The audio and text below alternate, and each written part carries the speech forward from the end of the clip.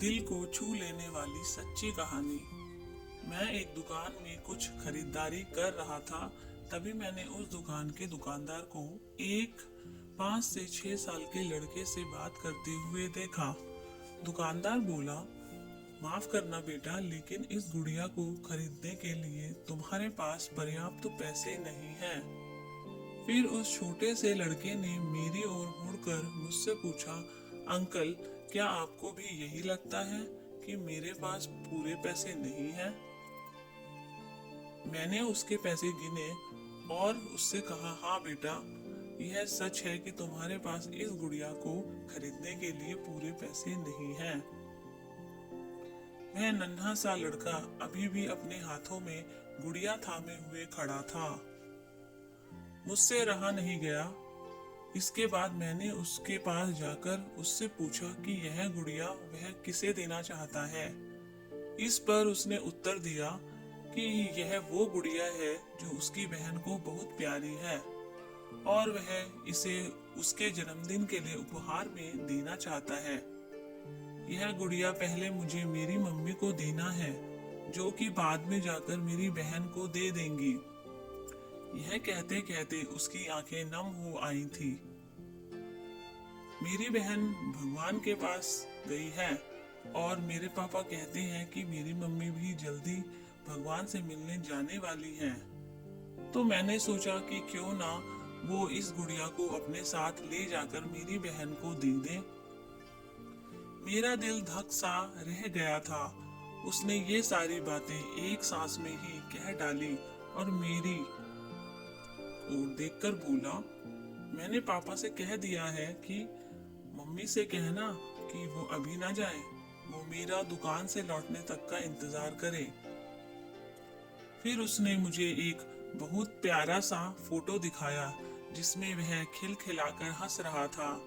इसके बाद उसने मुझसे कहा, मैं चाहता हूँ कि मेरी मम्मी मेरा यह फोटो भी अपने साथ ले जाए ताकि मेरी बहन मुझे भूल नहीं पाए।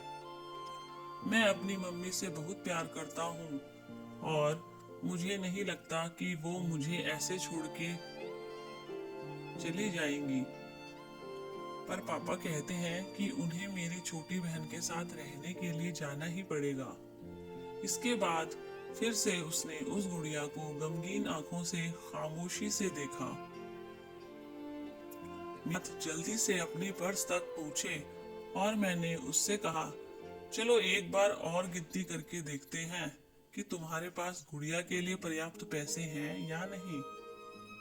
उसने कहा, ठीक है, पर मुझे लगता है मेरे पास पूरे पैसे हैं।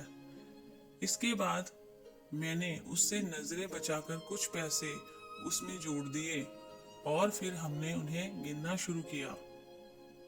ये पैसे उसकी गुड़िया के लिए काफी थे। यही नहीं, कुछ पैसे अतिरिक्त बच भी गए थे।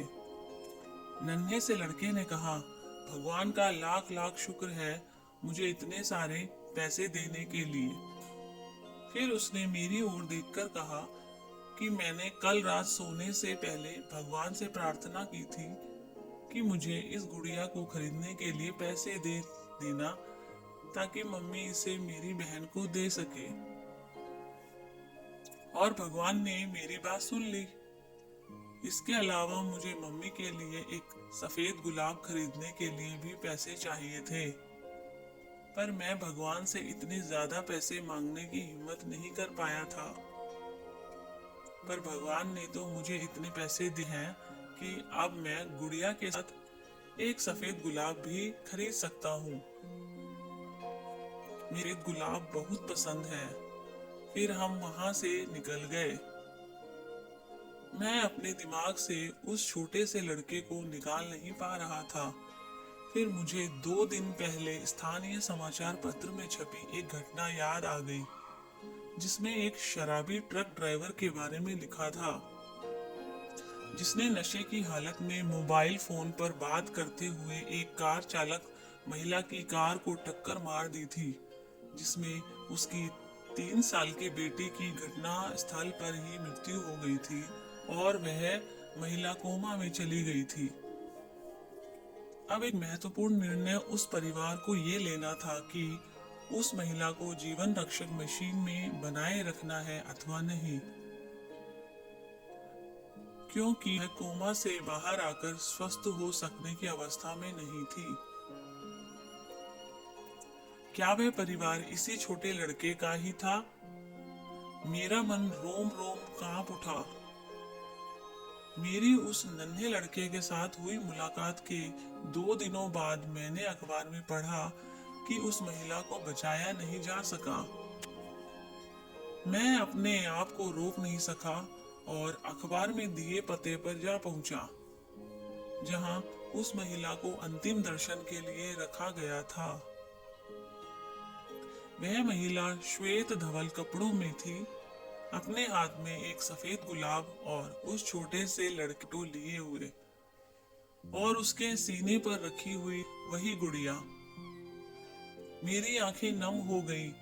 मैं नम आंखें लेकर वहां से लौटा। उस नन्हे से लड़के का अपनी माँ और उसकी बहन के लिए जो प्यार था, वह शब्दों में बयान करना मुश्किल है। और ऐसे में एक शराबी चालक ने अपनी घोर लापरवाही से क्षण भर में उस लड़के से उसका सब कुछ छीन लिया था। इस कहानी से सिर्फ और सिर्फ एक संदेश देना चाहता हूँ, कभी भी शराब पीकर और मोबाइल पर बात करते समय वाहन ना चलाएं।